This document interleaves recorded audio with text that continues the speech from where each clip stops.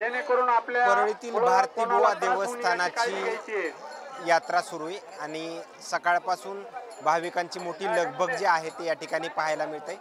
जिकडे आपण कॅमेऱ्याच्या माध्यमातून पाहतोय तिकडे मोठ्या प्रमाणामध्ये भाविक जे आहेत ते या ठिकाणी आपल्याला पाहायला मिळत आहेत। भारतीबुवाचं दर्शन या ठिकाणी घेत आहेत। मात्र स्थानिकचे जे लोक आहेत, स्थानिकचे लोक जे आहेत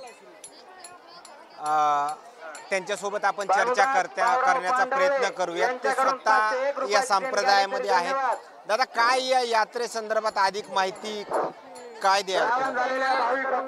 आज आमच्या इथे मौजे डाबी येथे श्री संत भारतीबुवा महाराजांचा हा संजीवन समाधी सोहळा गेल्या अनेक वर्षापासून, अंदाजे 400 वर्षापासून, तुकोबारायांच्या समकालीन किंवा तदनंतरच्या कालापासून आमच्या इथे श्री संत भारतीबुवा महाराजांनी जिवंत समाधी घेतलेली आहे। आणि हे इतकं जागृत देवस्थान आहे की आमचं गाव आणि आपल्या पंचक्रोशीतील तालुक्याच्या बाहेरील देखील काही सद्भाविकांचे जे आमच्या श्री संत भारतीबुवांच्या चरणी भावना ठेवतात त्यांच्या नवसाला पावणारं आमचं देवस्थान आहे। आणि या अनुषंगानं दरवर्षी चैत्र शुद्ध द्वादशीला हा त्यांचा संजीवन समाधी सोहळा असाच भरपूर उत्साहानं या संजीवन सोहळ्याचं स्वरूप असं असतं की सकाळी भव्य दिव्य असा हा पालखी सोहळा होत असतो। पालखी सोहळ्यामध्ये आमच्या गावातले लहानापासून ते वृद्धापर्यंत, आज आमच्या गावातला असा एकही या गावात जन्म घेतलेला, ती मुलगी असो अथवा मुलगा असो, जो कुठल्या नोकरीनिमित्त, कामानिमित्त महाराष्ट्रातल्या नाहीतर देशातल्या कुठल्याही कानाकोपऱ्यात असला तरी तो आजच्या दिवशी या श्री संत भारतीबुवा महाराजांच्या सोहळ्यानिमित्त आज गावात येत असतो आणि या सोहळ्यामध्ये सहभाग घेत असतो। असा हा सर्व गावकऱ्यांच्या वतीनं हा समाधी सोहळा अगदी उत्सवानं पार पाडला जातो। आणि हे खूप जागृत असं देवस्थान आमच्या गावातल्या प्रत्येक जीवावर आमच्या या श्री संत भारतीबुवा महाराजांचा कृपा आशीर्वाद हा निरंतर असतो। आणि या आशीर्वादाचं ओझं आमच्यावर कायम राहावं या भावनेतून प्रत्येक आमच्या गावातला जीव, प्रत्येक माणूस, लहान थोर या श्री संत भारतीबुवा महाराजांच्या चरणी आज लीन होत असतो। सकाळपासूनचे कार्यक्रम कसे कसे पार पडतात? सकाळी भजन कीर्तन होतं आणि भजन कीर्तन झाल्याच्या नंतर समाधी सोहळा भव्य दिव्य स्वरूपामध्ये होतो आणि महाराष्ट्रातून या समाधी सोहळ्यासाठी भाविक येतात। आणि 12ही महिने अन्नदान श्री क्षेत्र डाबी या गावी होतं। आणि डाबी हे पुरातन सर्वच क्षेत्रामधून गाजलेलं नावाजलेलं गाव आहे। आणि संत भारतीबुवा महाराज मांडीखेलला सुद्धा संत भारतीबुवा महाराजांचे बंधू आहेत आणि तिथे समाधी आहे। म्हणून संत भारतीबुवा महाराजांनी आज संजीवन समाधी घेतलेली आहे, म्हणजे जिवंत समाधी घेतलेली आहे। आणि ती किती वर्षापासून आहे ते कोणी सांगू शकत नाही।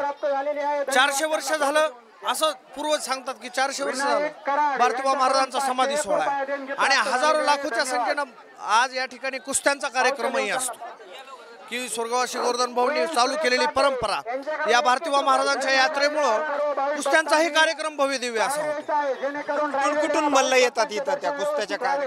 राष्ट्रीय मल्ल येतात इथे। भारत केसरी हरिश्चंद्र बिराजदार आलेले आहेत, त्याच्यानंतर महाराष्ट्र केसरी सईद चौस आलेले आहेत आणि आजही महाराष्ट्र केसरी राष्ट्रीय खेळाडू आज या ठिकाणी कुस्तीचा आनंद घेण्यासाठी या डाबीच्या गाजलेल्या मैदानामध्ये येतात।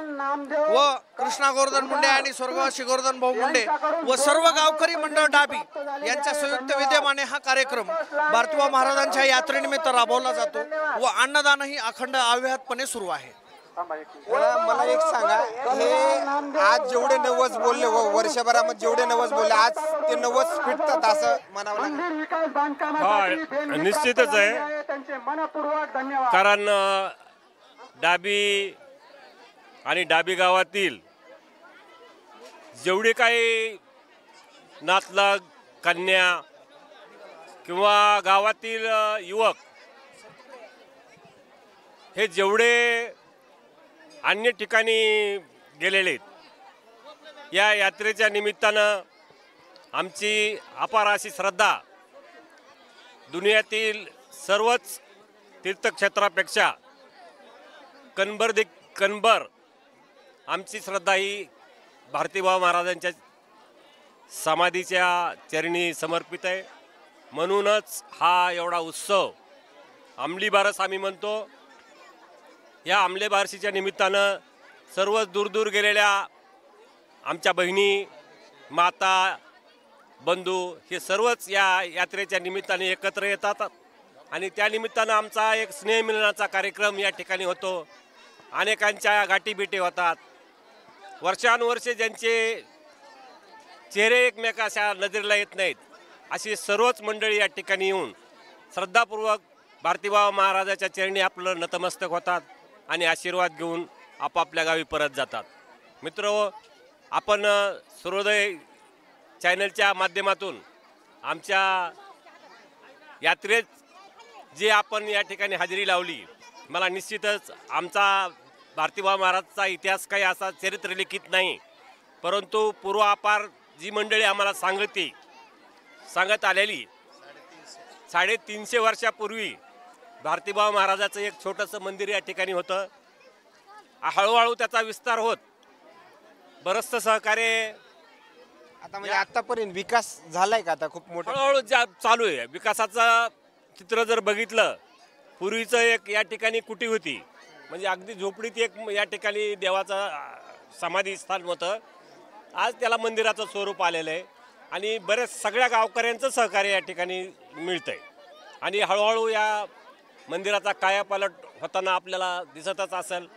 आता बरेच जण म्हणले की पंकजा मुंडेंच्या कार्यकाळामध्ये विकास कामं झाली इतरली, मात्र आता पंकजा मुंडे आणि धनंजय मुंडे पंकजा मुंडे मंत्री आहेत पण पालकमंत्री नाही आहेत, त्यामुळं अशा काही अडचणी वगैरे येत आहेत का जेणेकरून अशा तीर्थक्षेत्र ठिकाणाच्या विकास कामाला कुठंतरी विकास खुंटला? असं निश्चितच बरं का, या आमची एकच मागणी ही जे नेते मंडळी, या भागातली नेते मंडळी आपली, यांच्याकडून आमची अपेक्षा अशी की या तीर्थक्षेत्राला तीर्थक्षेत्र विकासाचा दर्जा देऊन ब कुठल्या का माध्यमातून होत नाही पण द्यायला पाहिजे. पण अद्याप आतापर्यंत मी सांगतो कुठलाच दर्जा मिळालेला नाही. त्यामुळे आणखीन मिळाला असेल. या ठिकाणचे बाबा महाराज देखील माझ्यासोबत आहेत. महाराज, खरं पाहिलं तर पालकमंत्री म्हणून पंकजा मुंडे नाहीत किंवा धनंजय मुंडे नाहीत, पालकमंत्री म्हणून अजितदादा काम पाहत आहेत. मात्र पंकजा मुंडे, धनंजय मुंडे जर पालकमंत्री म्हणून असते तर काय विकास करता आला त्यांना असता? ताई किंवा साहेब जर पालकमंत्री असते तर एक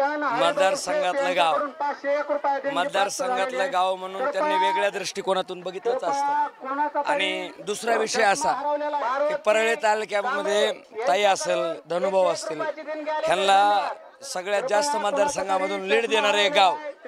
आमचे जुने लोक सांगायचे हे माळाचा परिसर इथं साहेबांचे वडील ते वगैरे इथं त्यांचं वास्तव्य झालेलं आहे. म्हणजे साहेब सुद्धा म्हणायचे, मुंडे साहेब, नात्रा इथं राहत जरी असलो मी तर डाबी हे माझं मूळ गाव आहे. अर्थात मतदारसंघातलं गाव, आपल्याला लीड देणारं गाव म्हणून निश्चित ताई किंवा भाऊ जर पालकमंत्री असते तर त्यांनी स्वतःच्या मुलासारखी भूमिका या गावाच्या बाबतीत घेतली असती. पण अजितदादा जरी पालकमंत्री असले तर भाऊ असतील, ताई असतील, हे मोठे नेते, त्यांच्या माध्यमातूनच जे काही निधी यायचं आहे ते येईल भविष्यात अशी इच्छा आहे आणि भारतीबाबा महाराजांच्या चरणी प्रार्थना करू.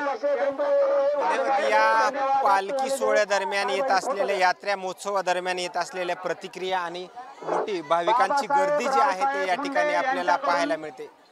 Cameraman Suraj media, Beed, Parli.